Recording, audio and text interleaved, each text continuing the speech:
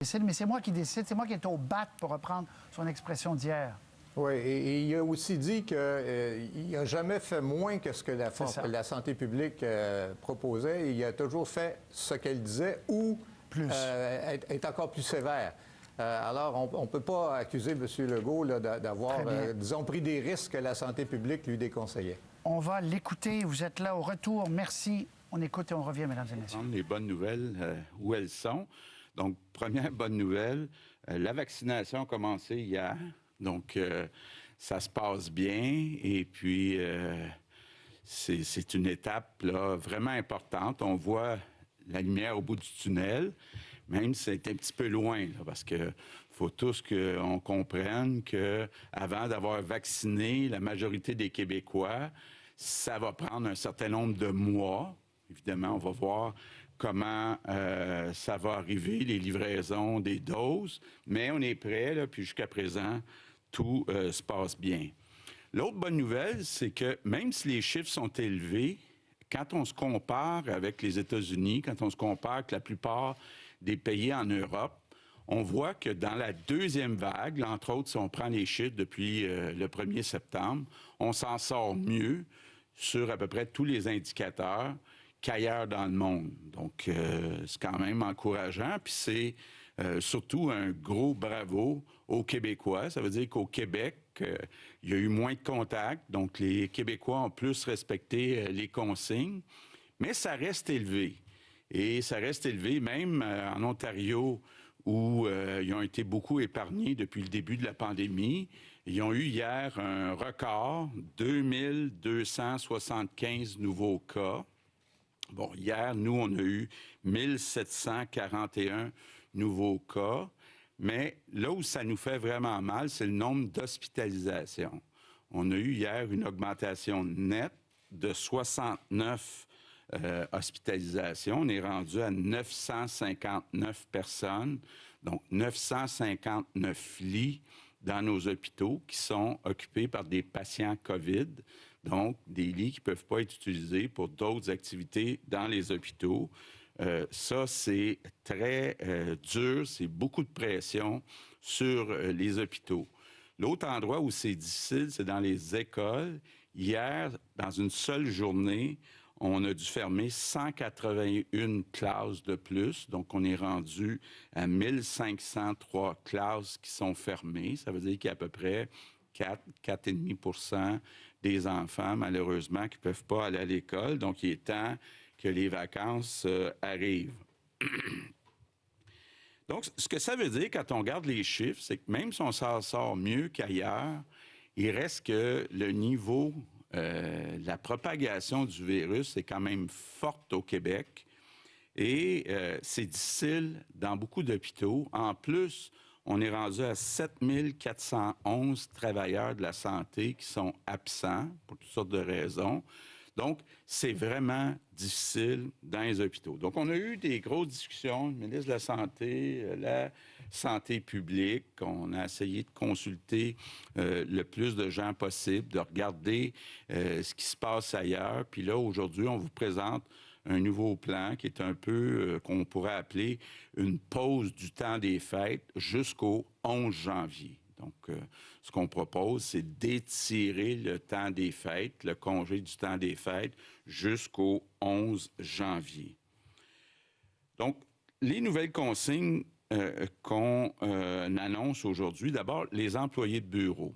On demande à tous ceux qui travaillent dans des bureaux de faire du télétravail. Donc, ça va devenir obligatoire à partir de jeudi, donc à partir du 17 décembre, jusqu'au 11 janvier, sauf dans des cas très exceptionnels où la présence au bureau est nécessaire pour être capable de donner le service. Ça va s'appliquer autant dans le secteur public que dans le secteur privé. Donc, partie importante, là, les bureaux, télétravail seulement. Je reviens sur les écoles. Ce qu'on vous avait annoncé, c'est que les écoles secondaires seraient fermées du 17 décembre au 11 janvier. On ne change rien de ce côté-là. Du côté des écoles primaires, on avait annoncé une fermeture du 17 décembre au 4 janvier. on vient ajouter une semaine. Donc, ça veut dire que toutes les écoles primaires vont être fermées du 17 décembre au 11 janvier, mais les jours où il devait y avoir de l'école, il va y avoir des devoirs, puis de l'enseignement, des cours à distance. Les services de garde restent ouverts, mais je fais un appel à tous. Je demande à tous les parents qui sont capables de garder leurs enfants à la maison, toujours du 17 décembre au 11 janvier, donc de le faire pendant cette période-là. Pour ce qui est des services de garde en milieu scolaire, ils vont être disponibles seulement pour les travailleurs des services prioritaires. Puis il va y avoir toutes les informations que je vous donne vont toutes être sur un site Internet demain. Donc, quels sont les services prioritaires? Vous allez avoir tout ça. Bon, l'autre chose qui est demandée par la santé publique, c'est les quelques zones qui sont jaunes vont passer au orange et les zones qui sont oranges vont passer au rouge du 17 décembre au 11 janvier. Donc, pour cette même période-là, ça veut dire, entre autres, là, Côte-Nord, Abitibi, on va passer au orange, Gaspésie, on va passer au rouge. Donc, ça va avoir un impact sur les rassemblements, sur les restaurants. Par contre, toujours pour cette période-là, du 17 décembre au 11 janvier, on annonce des assouplissements. D'abord, les activités de plein air. Je sais qu'il y a beaucoup de gens qui le demandaient. Il y a beaucoup d'enfants qui vont être en congé du 17 décembre au 11 janvier, c'est ça. Donc, la santé publique accepte que les activités comme le hockey, que ça puisse être pratiqué, mais avec un maximum de 8 personnes. Même chose pour les cours de ski. Donc, il va pouvoir y avoir des cours de ski, maximum 8 personnes, plus le moniteur, l'entraîneur. On va aussi s'assurer que les sites extérieurs, comme le jardin botanique, les parcs, soient ouverts pour s'assurer que les gens qui veulent faire de la raquette, faire du ski de fond, c'est une bonne chose d'aller dehors. C'est beaucoup moins dangereux. Il y a beaucoup moins de propagation du virus à l'extérieur qu'à l'intérieur. Mais c'est important, si vous allez faire du ski de fond, de la raquette, restez à 2 mètres des autres personnes. Par contre, ce qui va être interdit, c'est les rassemblements dans les cours, derrière les maisons. Ça ne sera pas permis. L'idée de permettre les activités extérieures, c'est que les gens bougent. Donc, on ne veut pas que ce soit des rassemblements statiques. Si les gens font du ski de fond, font du hockey, font du ski, c'est correct, même prendre une marche, mais rester à 2 mètres. Un autre assouplissement qu'on annonce aujourd'hui, c'est pour les personnes seules. Bon, actuellement, les personnes seules peuvent recevoir une personne à la fois. Ce qu'on va permettre, c'est que les personnes seules puissent aller dans la bulle d'une autre famille. Ça veut dire, techniquement, mère, grand-mère qui va aller chez un de ses enfants, donc passer une soirée, passer 2 soirées, ça va être possible pour les personnes seules d'aller dans une seule bulle familiale pour la période du 17 décembre au 11 janvier. Là, ça, c'est important de le préciser. Santé publique dit, si on veut limiter les risques, il faut que ça soit seulement dans une bulle familiale. Bon, finalement, les commerces. Après discussion, réflexion, ce qu'on propose, c'est que tous les commerces non essentiels soient fermés, mais à partir du 25 décembre jusqu'au 11 janvier. Donc, on fait une exception pour les commerces non essentiels. Ça veut dire, sauf les épiceries, les pharmacies, les quincailleries, les garages, les animaleries, ces commerces-là vont pouvoir rester ouverts, mais les autres vont devoir fermer pour la période du 25 décembre au 11 janvier. Ce qui est important aussi de mentionner, au printemps, il y avait beaucoup de petits commerçants québécois qui disaient c'est pas juste les grandes surfaces comme Costco, comme Walmart vendent pas juste de la nourriture, ils vendent toutes sortes d'autres produits. Donc, ça va être interdit. C'était fait, entre autres, en France il y a quelques mois. Ça va être interdit pour les grandes surfaces de vendre des biens qui ne sont pas essentiels. Donc ça va permettre une équité avec les petits commerces québécois. Bon. Les soins personnels, je sais que je suis dû, moi, d'aller me faire couper les cheveux, ça va être permis jusqu'au 25 décembre, mais ça va être fermé. Donc, les salons de coiffure, manucure, spa, vont être fermés du 25 décembre au 11 janvier. Donc, c'est ça en résumé le plan qu'on propose. On pense que c'est un plan qui nous donne toutes les chances possibles d'abord d'aider les employés, les travailleurs, travailleuses de la santé là, qui ont eu un 10 mois très dur.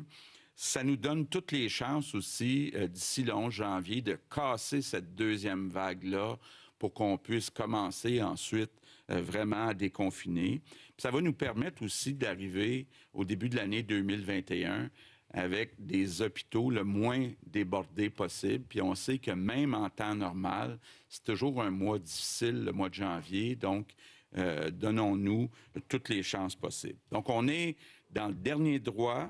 Il faut faire un dernier effort. Et puis, je vais sûrement être comme vous. Là, on va se payer tout un Noël en 2021. Good evening, everyone. First, the good news. Our vaccination campaign started yesterday. Alors voilà, mesdames et messieurs, Sébastien nous avait essentiellement résumé, mais à partir du 17 décembre, le premier ministre vous demande aux entreprises d'encourager autant faire que se peut le télétravail. Donc, vous restez à la maison pour tous ceux qui le peuvent. Et il dit que ça s'applique au secteur public, évidemment. Il faut donner l'exemple, au secteur privé. Il y a les écoles, un changement pour les écoles primaires. Les écoles secondaires restaient fermées jusqu'au 11 janvier. Ça sera la même chose pour les écoles primaires, désormais, jusqu'au 11 janvier. Le plein air, des assouplissements, Sébastien, Christian, Michel, José, je ne sais pas si vous êtes avec moi, le plein air, des assouplissements, mais pas, et Sébastien l'a bien spécifié, il ne s'agit pas d'inviter les gens dans notre cour autour du feu en prenant un verre de vin. Il n'y a pas de rassemblements qui seront permis comme ça, mais on peut, et on ouvre la porte, puis il y avait beaucoup de demandes pour ça, là, pour aller jouer au hockey dans les parcs. 4-4, là, oui, en faisant attention, mais il faut quand même, on ne peut pas s'encabaner. Si on peut le faire, faisons-le. Allons profiter de ça. Et les magasins non essentiels fermés jusqu'au 11 janvier. Et les grandes surfaces ne pourront pas aller acheter, vendre des services, du matériel de sport, Sébastien, ou faire concurrence déloyale aux magasins québécois qui seront fermés, là. Oui, et ça avait été beaucoup dénoncé par les petits commerçants qui disaient que c'est une compétition, concurrence à laquelle on peut pas faire face parce que nous, on ferme puis les grandes surfaces sont ouvertes. Il y a deux surprises quand même. Quand vous parlez de télétravail, là, c'est les employés de bureau, le télétravail va être obligatoire du 17 décembre au 11 janvier. Donc, il va falloir que les employés de bureau soient à la maison, à moins de démontrer que leur présence est essentielle pour la bonne suite des choses. Et M. Legault s'arrime à l'Ontario. Ça, c'est important parce qu'il y avait beaucoup de personnes qui le demandaient. Une personne seule pourra aller visiter une bulle familiale plutôt que de visiter seulement une seule autre personne. Ça, c'est important pour les gens qui sont seuls. Et c'est une grosse différence pour un petit réveil, je dis bien petit réveillon, pouvoir inviter sa mère qui est seule à la maison. En famille. Dans la bulle familiale. Je pense que ça vient aussi donner... C'est toute une question d'équilibre, mais un peu d'humanité dans tout ça. Michel David. Oui, absolument. Ça, je pense que c'est l'heureuse surprise de l'annonce d'aujourd'hui.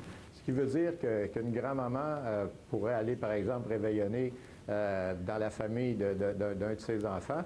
Ce qui est bien aussi, c'est que, bon, c'est une seule bulle, mais d'après ce que je comprends, on peut changer de bulle à chaque jour. Alors, on peut aller passer le réveillon chez un, Noël chez l'autre, le réveillon le jour de l'an chez un troisième, à moins que je me trompe. Je suis pas sûr. Je pense qu'il a dit une seule bulle pour la période. Sans vouloir vous contredire, mais c'est une seule bulle. Alors, on choisit... il faut clarifier parce que les gens vont poser la question. Oui. on choisit une seule l'enfant. bulle familiale, oui, une seule bulle familiale. Une seule bulle. Ah bon, Alors, OK. on choisit l'enfant pour la grand-mère ou le grand-père, ou vice-versa. En tout cas, bref, on ne peut pas faire la tournée de plusieurs bulles familiales dans la période des fêtes, mais on revérifiera, Sébastien, mais c'est ce que j'ai compris aussi. Et ce que j'ai noté, c'est que M. Legault ne dit pas, comme il l'a toujours dit, dans 2 semaines, on va réévaluer la chose. Alors, on croit comprendre que ça va vraiment finir le 11 janvier, mais si jamais Voilà. les cas augmentent, on verra. À suivre. On va écouter les questions, puis on revient. Chiffre devant moi, mais il faut quand même tenir compte. Un secteur important, le secteur de la construction, est fermé pour 2 semaines déjà. Donc, c'est pas tout à fait les mêmes 2 semaines, là. C'est les 2 semaines qui se terminent le 3 janvier, mais bon, ils sont fermés pour 2 semaines. Reste le manufacturier. Bon, c'est posé beaucoup la question sur le manufacturier. Il y a à peu près pas d'endroit dans le monde où le manufacturier est fermé. On sait que quand on ferme une usine, c'est parfois très long à la réouvrir. Et, bon, il y a un équilibre à avoir avec l'économie. Donc, les bureaux, les magasins, c'est quand même un pourcentage élevé de l'économie, mais le manufacturier reste ouvert. Certaines personnes peuvent noter une certaine contradiction. On ferme les commerces, notamment jugés non essentiels, mais en même temps, on permet des rassemblements extérieurs, bon, limités. Comment expliquez-vous, puis vous avez aussi décidé de rouvrir le jardin botanique, une demande répétée par l'administration montréalaise. Pourquoi à ce moment-ci permettre ces rassemblements-là extérieurs également aux personnes vivant seules d'aller dans une autre bulle familiale, tout en, comme je le disais, fermant certains pans de l'économie? Et tant qu'à faire, pouvez-vous aussi faire le tri entre les décisions gouvernementales et de la santé publique dans ce que vous annoncez ce soir? Je pense qu'on est tous d'accord, comme j'ai déjà dit, ce sont des mesures qui sont au moins aussi prudentes que ce qui est proposé par la santé publique. Maintenant, on pourrait prendre vos exemples un par un. C'est certain qu'à l'extérieur, les risques sont moins importants qu'à l'intérieur. De là, la permission pour certaines activités extérieures. Voulez-vous compléter? Dans les faits, il faut comprendre qu'il faut balancer les choses. Le virus est partout au Québec. Partout. Et ça, je pense qu'il faut que les gens le retiennent. Donc, il peut vous frapper partout. Ce qu'on essaie de faire, c'est de donner, je vous dirais, un certain équilibre entre les mesures qu'on met. On essaie de diminuer la probabilité de contact de gens qui ne se connaissent pas. Mais à l'extérieur, par exemple, je pense, ça va être important, la période des fêtes qui va être un genre de cocooning, mais aussi avec beaucoup d'activités extérieures qu'on recommande aux gens. On permet à des personnes, à 8 personnes, par exemple, de pouvoir faire une activité. Ce n'est pas un nombre qui est énorme. On ne veut pas des rassemblements à l'extérieur. On ne permet pas, notamment, de se rassembler dehors autour d'un feu à la maison comme tel, parce que les gens vont rentrer à l'intérieur. Donc, on a essayé vraiment là, de donner un équilibre. Il faut voir aussi l'impact du cocooning ou du confinement sur les personnes âgées ou sur les personnes qui sont seules. Et là, en permettant à une personne seule ou une mère monoparentale d'aller rejoindre une bulle, elle s'expose à une quantité de personnes qui est faible, mais ça lui permet probablement de vivre une période, je vous dirais, des fêtes où ils vont pouvoir maintenir des relations sociales, etc. C'est la même chose pour les personnes âgées. C'est un risque qu'on appelle calculé, équilibré. Puis la somme des mesures, donc dans les fêtes, on recommande encore aux gens de diminuer leurs contacts. Ce n'est pas nécessaire de fêter plus qu'il faut.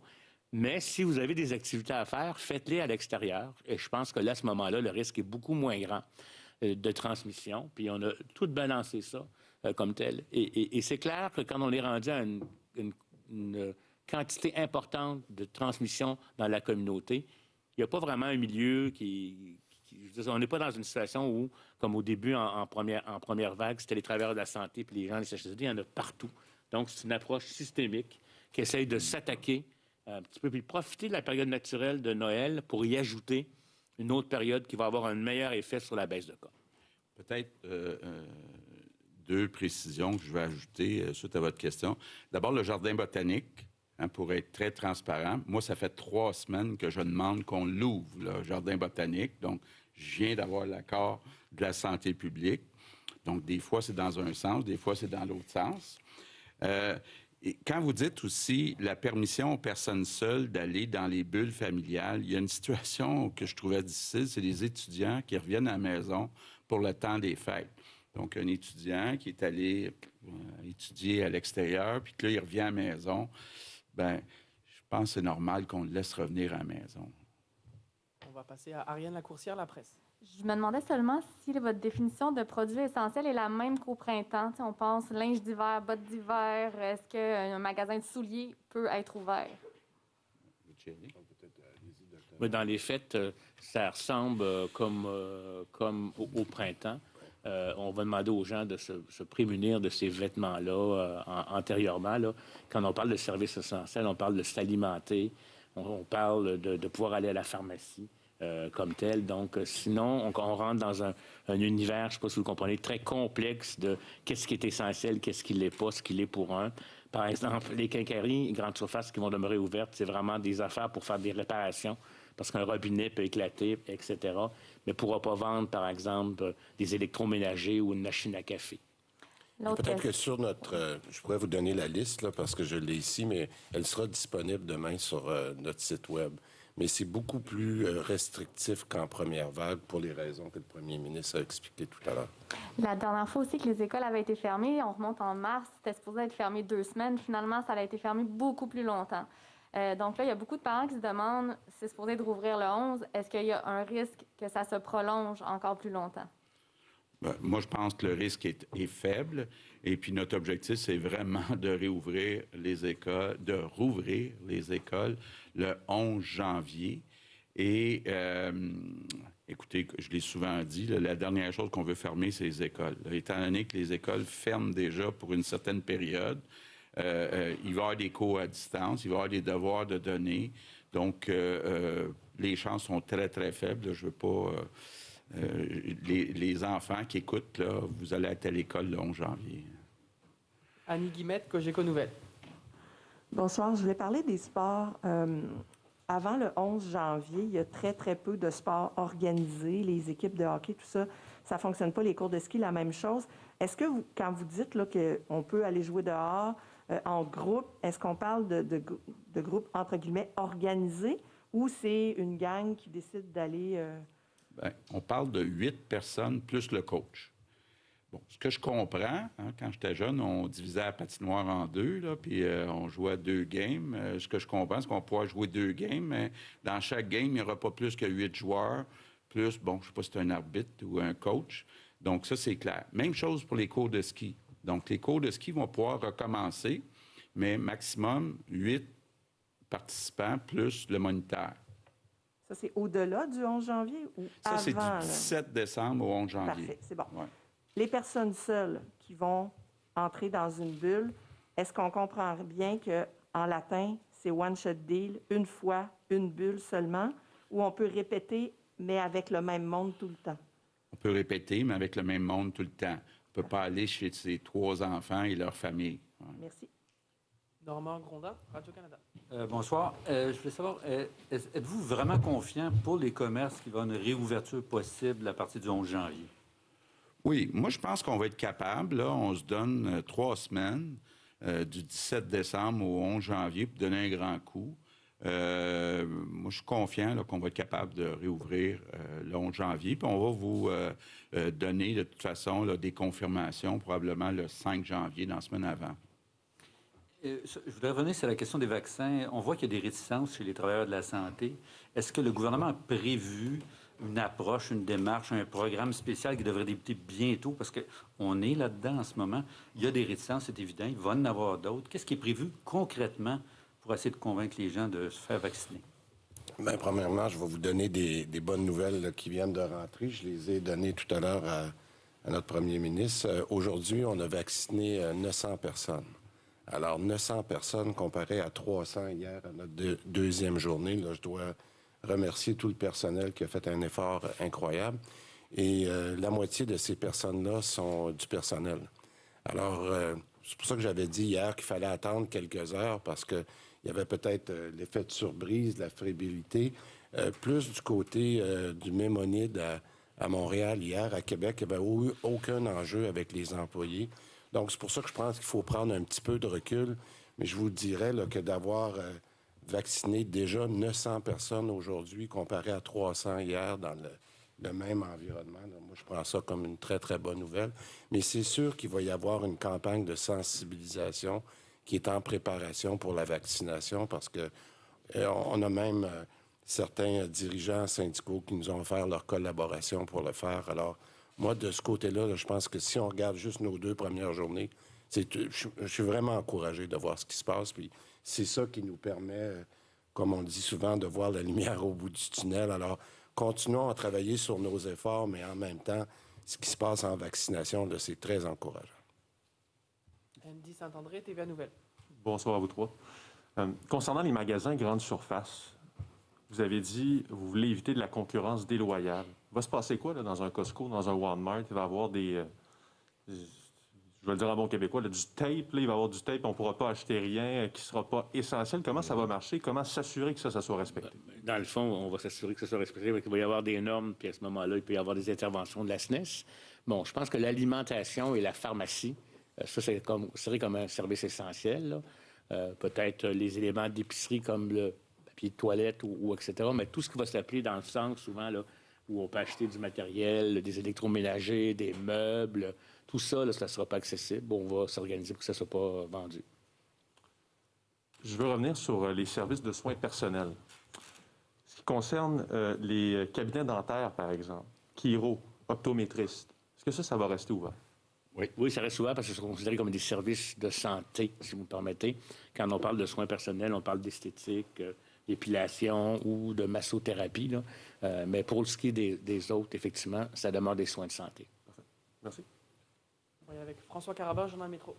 Bonjour, messieurs. Monsieur Legault, j'aimerais revenir sur la décision de fermer les commerces à partir du 25 décembre. C'est dans 10 jours encore. On se rapproche des 1000 hospitalisations. Donc, qu'est-ce qui vous a fait prendre la décision, malgré tout, d'attendre 10 jours, considérant que dans les hôpitaux, là, ça se resserre, comme vous l'avez dit, d'entrée de jeu? Oui. Bon, d'abord, on a annoncé des mesures déjà dans les magasins, une limite du nombre de personnes, donc assurer de porter le masque et puis une surveillance des magasins. Maintenant, il y a une question de balance des inconvénients. Je pense qu'il y a des familles qui ont des jeunes enfants, qui veulent acheter des cadeaux, qui n'ont pas eu le temps de le faire. Donc, de donner jusqu'au 25. C'est pour ça on est parti de là, finalement, pour fixer la date du 11 janvier. Donc, d'être capable que les mesures s'étalent au moins sur 2 semaines, donc du 25 décembre au 11 janvier. Question d'accommoder les Québécois.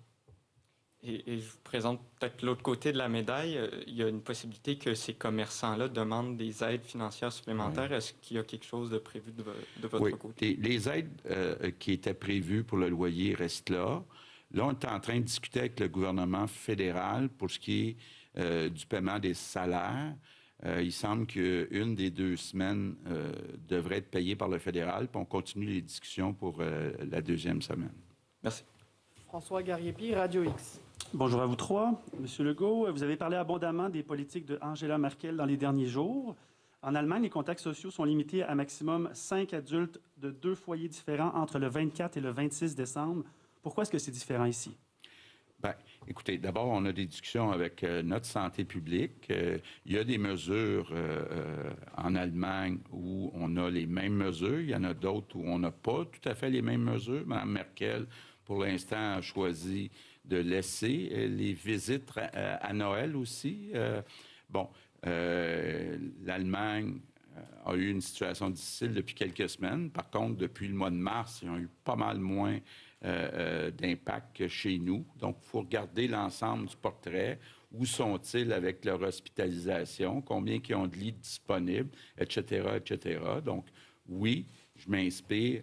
On s'inspire de Mme Merkel, mais on s'inspire aussi du Dr Arruda. Vous avez préféré, en fait, élargir la bulle pour les célibataires, les gens qui vivent seuls, finalement. Oui.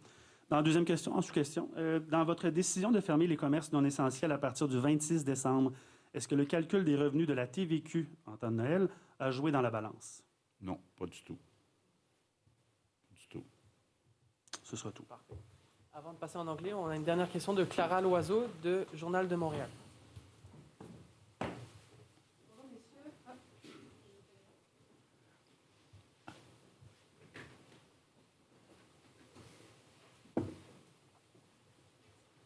Alors, bonjour messieurs, je voulais savoir si vous aviez évalué les pertes d'emplois et les pertes des commerçants et des manufacturiers lorsque vous avez pris votre décision de fermer certains magasins.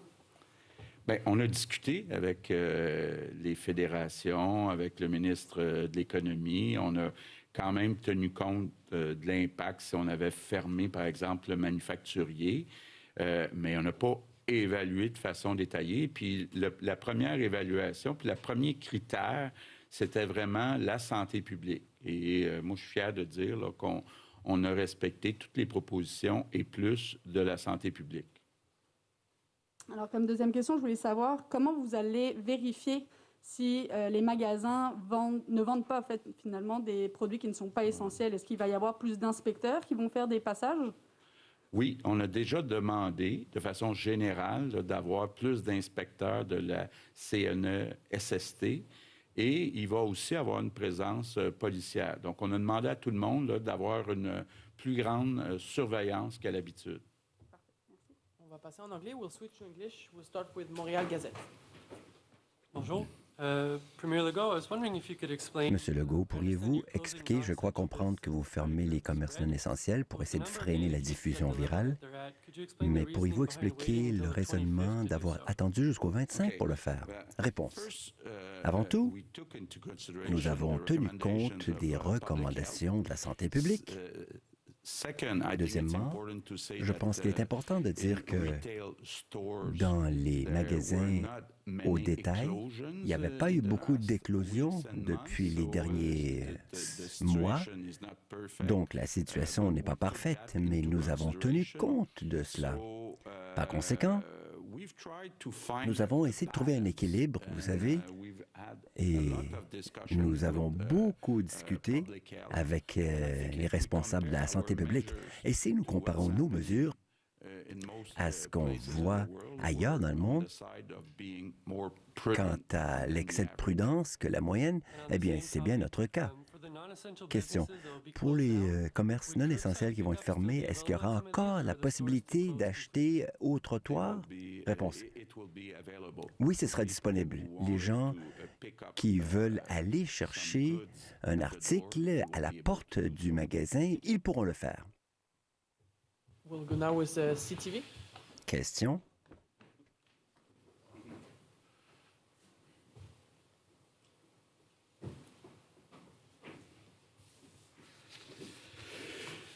Il faut être sanitaire. Bonjour, Monsieur Legault. Je voudrais comprendre comment on s'est rendu ici. Donc, en 4 semaines, oui, on a vu une croissance des hospitalisations et des infections, mais on est passé d'avoir du temps à Noël en famille. Et maintenant, vous avez ces restrictions au détail et maintenant, nous fermons les commerces non essentiels. Est-ce qu'on est là parce qu'on n'a pas appliqué assez de restrictions dans les zones rouges auparavant? Réponse. Écoutez, nous sommes dans la même posture qu'ailleurs dans le monde. Vous avez vu le dernier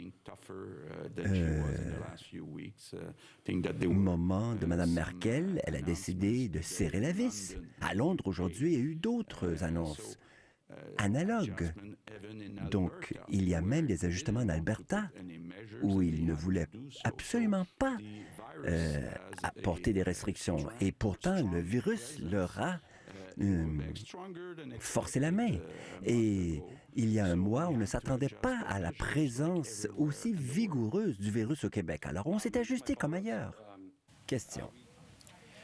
Alors voilà, M. Legault qui plaide que le Québec adopte parmi les mesures les plus sévères quand on se compare aux autres et que ce qu'on vit ici, on le vit partout au Canada d'abord, puis on le vit pire aux États-Unis, on le vit dans certains coins pire en Europe, et que la décision, parce que beaucoup de questions ont porté sur pourquoi vous attendez le 25 décembre pour fermer les commerces non essentiels, et il répond à ça très exactement en disant il faut donner la chance aux Québécois d'aller faire leur dernière course pour Noël, et on peut se le permettre. C'est un risque calculé, comme a dit le docteur Arruda. Je vous montre le résumé de ce qu'on a annoncé aujourd'hui. Donc, télétravail, là, Sébastien viendra me corriger, mais disons que je résume en disant fortement recommandé, secteur public et privé, écoles primaires fermées jusqu'au 11 janvier. Je vous rappelle que les écoles primaires devaient rouvrir le 4 janvier. Commerce non essentiel fermé du 25 décembre au 11 janvier. La différence avec ce qu'on a connu collectivement au printemps, c'est qu'on va s'arranger pour que les grandes surfaces ne vendent pas des produits qui ne sont pas des produits de première nécessité, c'est-à-dire pharmacie ou nourriture. Assouplissement, activité extérieure, 8 personnes, mais pas autour d'un feu de camp, là, pour reprendre l'image de la cour extérieure. On peut bouger. Et une personne seule, est-ce que je peux revoir le tableau, s'il vous plaît? Et une personne seule, parce que c'est important, c'est pas un détail, c'est peut-être la surprise de la journée. Une personne seule peut visiter une bulle familiale. Elle peut visiter la même bulle familiale à plusieurs reprises. Si votre mère veut venir le 24, le 25, le 26, c'est très bien, mais elle ne peut pas aller chez votre sœur ou votre frère. Autrement dit, on ne peut pas changer de bulle familiale pour la personne seule. M. Legault a dit, je pensais beaucoup aux étudiants qui reviennent de régions, je ne sais pas, qui reviennent de Sherbrooke, par exemple, et qui reviennent à leur famille pour les congés des fêtes à Montréal, bien, ils pourront revenir chez eux et fêter Noël. On pense aux grands-mères, aux grands-pères, aux personnes âgées, on pense aux personnes seules, pas nécessairement âgées, qui pourront se joindre à une seule bulle, mais cette bulle à plusieurs reprises.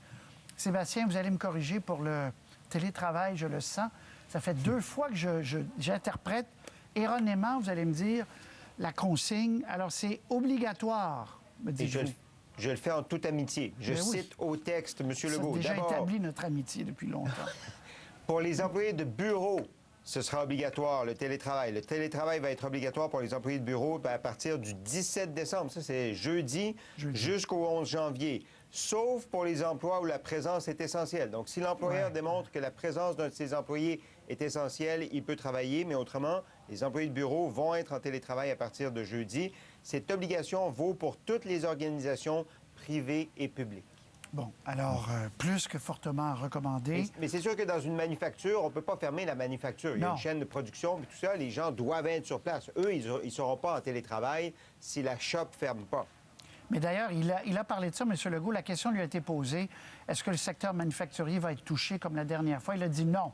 On a décidé de laisser, comme à peu près toutes les autres juridictions qui laissent le secteur manufacturier rouler, si je peux dire, la construction est déjà fermée jusqu'au 4 janvier.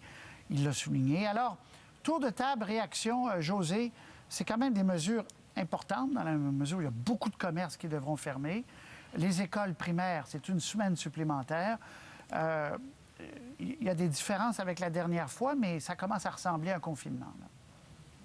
C'est un semi-confinement, disons. Et oui, il y a des mesures intéressantes, c'est sûr. Et bon, le bémol, quoi que les commerces non essentiels, ça va juste être 2 semaines, je le répète. Je suis assez d'accord avec la docteure Quach de tout à l'heure. C'est pas beaucoup comme confinement là, lorsqu'on est face à une deuxième vague là, qui frappe très, très fort. Mais je vous dirais rapidement, mes 2 principales inquiétudes.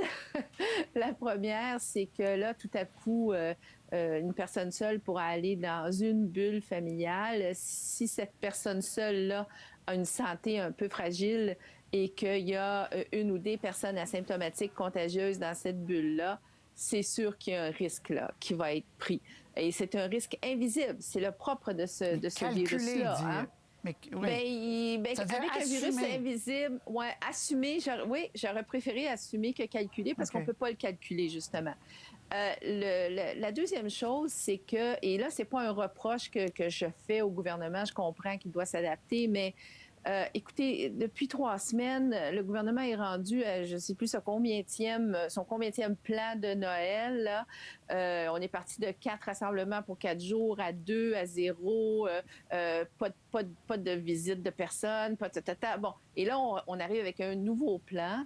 Et moi, ma crainte, c'est que déjà, c'était confus dans une partie de la population. Alors, j'espère qu'il y aura un plan de communication rapide, clair, qui va être accessible à tout le monde, qu'on ne va pas compter juste sur nous dans les médias, parce que là, les gens vont commencer à être un peu mélangés. Je vous le confirme que à la lecture des courriels, puis on en reçoit beaucoup, tous les soirs, je peux constater à quel point il y a beaucoup de gens qui sont mélangés, malgré... Ce n'est pas tout le monde qui écoute de A à Z les conférences de presse non plus. Alors, Michel David, n'empêche que, si on veut résumer, c'est la bulle familiale, point, puis vous pouvez inviter une personne seule, point.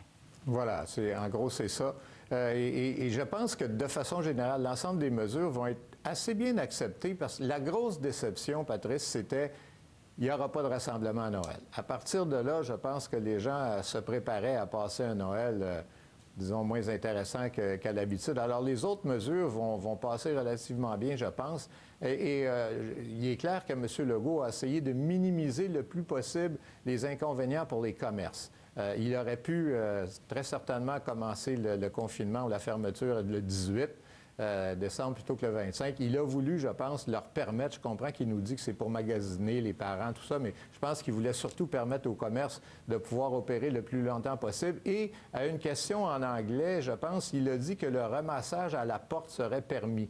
Ma compréhension, c'est que même pour, par exemple, une librairie, un commerce non essentiel, on pourrait toujours commander par téléphone et prendre notre paquet de livres à la porte. Je me trompe peut-être dans l'interprétation, mais c'est ce que j'ai compris de sa réponse. C'est ce que j'ai compris aussi de sa réponse pour les commerces, les détaillants. Et ce qui n'a pas été abordé de front, mais que beaucoup de gens posent comme question, c'est est-ce que les restaurants restent pour les commandes à emporter? La réponse est oui, les restaurants restent ouverts pour les commandes à emporter, comme une librairie peut rester ouverte pour une commande pour emporter aussi. Oui, parce que les librairies, ça serait épouvantable pour elles si elles ne pouvaient pas au moins continuer un peu à vendre. On l'a beaucoup souligné depuis le début de cette pandémie-là. Oui, Christian. Oui. Oui, bien, je pense que dans le contexte actuel, on a le devoir de suivre les consignes et d'être solidaires et de taire nos frustrations, nos doutes, en fait, notre tristesse par rapport à tout ça. Mais il faut rester dans le réel. C'est kafkaïen, en fait, ce qu'on nous annonce aujourd'hui. Comme le dit José et les autres, c'est extrêmement compliqué et je ne pense pas que ça va être observé à la lettre. Il faut être réaliste. Autour de moi, en fait, c'est absolument pas des covidios puis des conspirationnistes. Il n'y a personne qui veut observer ces choses-là à la lettre. Moi, je vis seul, donc je suis content, en fait, de l'ouverture pour les personnes seules, surtout que j'ai en mémoire une nouvelle qui a été diffusée par Radio-Canada il y a 6 jours, en fait. À la ville de la Baie, au Saguenay, il y a une personne de 53 ans qui est allée visiter un couple. Il y a eu une délation d'un voisin et il y a un policier qui a donné une amende de 1 600 $ à cette personne seule-là. L'amende de 1 600 $ aurait dû être donnée au délateur et elle aurait dû être donnée au policier qui a fait une telle erreur de jugement. Dans la période qui s'annonce, on demande encore aux gens de faire des choses qui sont foncièrement antinaturelles. Il ne faut pas s'attendre à ce qu'ils observent ça à la lettre. Et si ce genre d'abus-là se manifeste encore, si autrement dit, on essaie d'appliquer à la lettre ces consignes-là qui sont en partie tellement compliquées, en fait, il va y avoir des gros problèmes là-dessus. Et rappelons que... Mais est-ce que je peux vous pousser, Christian, qu'est-ce qui est compliqué à vos yeux, dans la mesure où on dit que là, il n'y en a pas de rassemblement, et c'est la bulle, c'est ceux qui habitent dans la même adresse. Oui. Non, mais le nombre, je regardais les activités, mettons, en ski, là. Il y a tel nombre de personnes avec le moniteur ou pas. Moi, je trouve ça extrêmement compliqué et j'ai encore de la difficulté personnellement, c'est peut-être mon grand âge, là, à visualiser cette situation-là pour être franc. Et moi j'insiste là-dessus, là. C'est que le policier qui a donné une amende de 1 600 $ au gars qui est allé voir un couple, qui n'a pas été désavoué par personne. Et dans la nouvelle de Radio-Canada, on disait que c'est une démonstration de la déclaration de M. Legault à l'effet que désormais, on allait être plus sévère. Je ne pense pas que c'est ce que M. Legault voulait, c'est ce que j'espère en tout cas, parce que sinon, ça va déraper. Mais il n'y a personne, je pense, au gouvernement qui s'attend à ce que tout soit suivi à la lettre. Il y a des limites de vitesse. Là, tout le monde sait qu'il y a une certaine tolérance au-delà de la limite de vitesse. Pas ce policier-là. Ben, peut-être, non. Il y a des gens plus zélés dans tous les secteurs. Mais par exemple, le moniteur de ski, lui, c'est très simple. Il compte ses élèves, ses skieurs, il y en a 8, puis il n'en prend pas un 9e dans le groupe. Mais sur une patinoire, s'il y a un 9e petit gars ou petite fille qui veut venir jouer avec les autres, je pense pas qu'on l'empêche de le faire. Non. Bien, j'espère bien. Là, c'est le gros bon sens. Mais quand même, Christian touche un point, c'est que dans le cas, puis là, je ne connais pas tous les détails, mais j'ai vu passer la nouvelle, vous avez raison, où il y a eu effectivement une contravention donnée. Est-ce qu'il n'y aurait pas pu avoir un gros bon sens qui s'applique dans certains cas? On veut que l'esprit de ça soit suivi, là. Mais à la lettre, Josée, même vous qui êtes très prudent, vous comprenez qu'il y a des cas où les gens doivent s'adapter un peu. Mais c'est pour ça que c'est ma crainte que, justement, à force d'avoir des nouveaux scénarios, des nouvelles règles, qu'il y a beaucoup de monde qui s'y perdent. Moi aussi, j'ai plein de monde qui m'envoie des courriels. Madame Legault, expliquez-moi, je comprends plus, etc. Bon. Et je pense que ça nous rappelle aussi qu'on vit dans des sociétés très inégalitaires, là. Alors, ce qui est proposé, ça va dépendre aussi des conditions de vie de chacun. Il y en a qui ont des beaux gros chalets là, en campagne. Ils vont aller dans leur chalet. Pensez-vous qu'ils vont se préoccuper là, d'avoir tant de personnes, puis de ne pas être dans la cour, puis d'aller dans un parc? Ils n'ont pas besoin d'aller dans un parc, ils ont un chalet. Alors, tandis qu'il y a des gens qui sont en ville, qui sont locataires, qui ont des petits appartements, ils n'ont même pas de cour, il n'y a peut-être même pas de parc de proche. Donc, il y a ça aussi. On discute de toutes ces choses-là, puis c'est un peu ésotérique pour beaucoup de monde. Alors, revenons peut-être à l'essentiel. Et M. Legault l'avait répété, ce message-là, depuis plusieurs semaines. C'est qu'il n'y a pas de recette magique. Il faut réduire nos contacts au maximum. Et lorsqu'on en a, on continue les consignes. Le masque, la distanciation, etc. Il y a des règles de base. C'est ça qu'il faut continuer d'appliquer, puis qui sont les règles de base. Le 2 mètres, le masque. Si vous recevez une personne seule qui est vulnérable, on nous dit qu'elle devrait porter le masque jusqu'au moment où elle va manger, par exemple, puis se tenir à 2 mètres de distance. Donc, il y a ces consignes de base qui restent à appliquer. Juste 2 petites précisions, ça peut vous intéresser aussi. Les SAQ et les SQDC restent ouverts. Ouais, comme la première Service fois. essentiel, hein? Voilà, comme la première fois. Mais ça, on peut comprendre, là, pendant le temps des fêtes. Et si vous permettez, je trouve que le virus, il est partout dans le monde, dans toutes les sociétés. Et au-delà des consignes et des attitudes des populations, moi, j'ai l'impression qu'on est plus impuissant qu'on veut bien l'admettre par rapport au virus. On fait des choses parce qu'il faut les faire, il y a une certaine rationalité, mais je comprends un certain scepticisme de beaucoup de monde qui se dit jusqu'à quel point tout ça, qui est un peu cauchemardesque jusqu'à un certain point, jusqu'à quel point tout ça est vraiment efficace à ce point-là. Oui, mais Christian, il faut quand même prendre les précautions qu'on peut prendre. Ça ne sert à rien de dire. Je ne nie pas ça. Je constate juste que moi, par instinct, je trouve qu'on est peut-être plus impuissant qu'on veut bien l'admettre. Ce qui est sûr, c'est qu'actuellement, puis pendant une longue période, le Québec a fait bien pire que les autres provinces canadiennes. Là, on semble être pas mal dans le même bain. Je parle des provinces. Aux États-Unis, c'est bien pire. 300 000 morts. En Europe, ça redécolle. Mme Merkel, qui était vue comme étant la championne, doit adapter son plan aussi. Donc, on est pas mal dans le même bateau.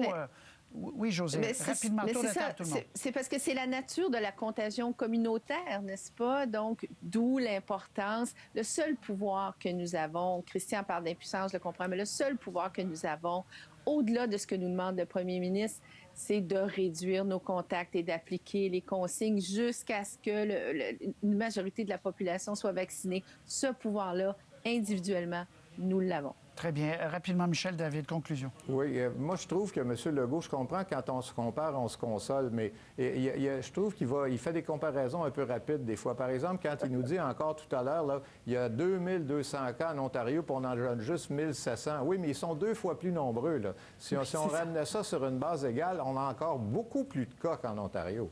Oui. Sébastien Bovet, donc, ça a été la grande annonce aujourd'hui. Là, on laisse aller les choses. On va préciser au cours des prochains jours, mais il ne devrait pas avoir d'autres changements, là. À moins que la situation se détériore encore plus. Surveillez le nombre d'hospitalisations. Ça augmente par 40, 50 par jour, puis ça commence à mettre de la pression sur le système de santé. On est à près de 1000 hospitalisations. Il y a 1400 lits environ disponibles pour la COVID. Alors, il y a encore une démonstration à faire que le réseau de la santé peut tenir, même avec ces consignes. Merci à vous 4. Très apprécié. On se reparle donc au cours des prochains jours, évidemment. Mesdames et messieurs, c'est comme ça que l'émission se termine.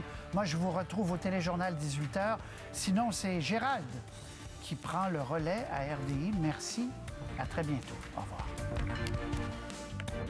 Merci beaucoup. Merci tout le monde. Merci beaucoup.